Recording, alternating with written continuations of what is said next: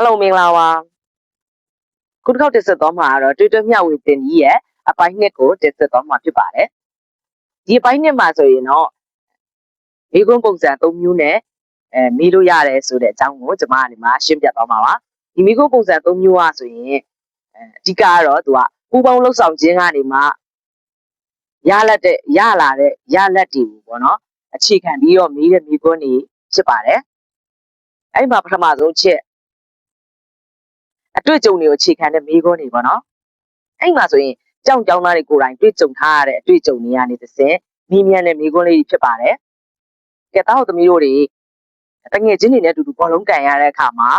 ဘယ်လိုမျိုးအကျိုးကျေးဇူးတွေရလဲကျွန်တော်မေးလို့ရတယ်နောက်တစ်ချက်ကကြတော့ပုံမြင်တွေဥပမာတွေကိုအခြေခံတဲ့မိကွန်းတွေပေါ့နော်ဒါလေးဆိုရင်ဒီရဲ့ပုံမြင်လေးရနေမှတောက်သမီးတို့ဘာတွေရလိုက်လဲဒါပြီးရင်သဘာဝတရားတွေနဲ့ပတ်သက်တဲ့မိကွန်းတွေသဘာဝတရားကိုအခြေခံထားတဲ့မိကွန်းတွေလည်းကျွန်တော်တို့မေးလို့ရတယ်အဲ့ခါမှာ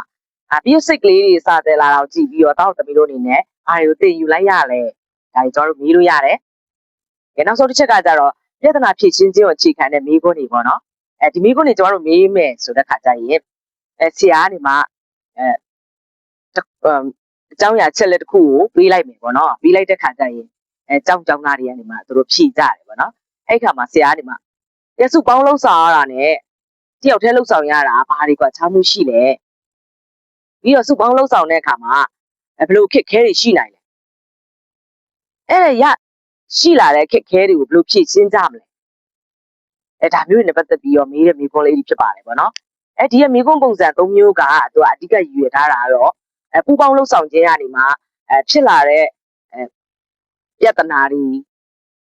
ဒါတွေကိုသူတို့ကိုယ်တိုင်ရင်ဆိုင်ဖြေရှင်းတတ်ဖို့အတွက်ကျွန်တော်တို့ကလေ့ကျင့်ပေးရခြင်းဖြစ်ပါတယ်ပေါ့နော်အားလုံးပဲကျေးဇူးတင်ပါတယ်တွေ့တော့မျှဝေတဲ့နေ့ပိုင်း၃မှာပြန်ဆုံကြမယ်နော်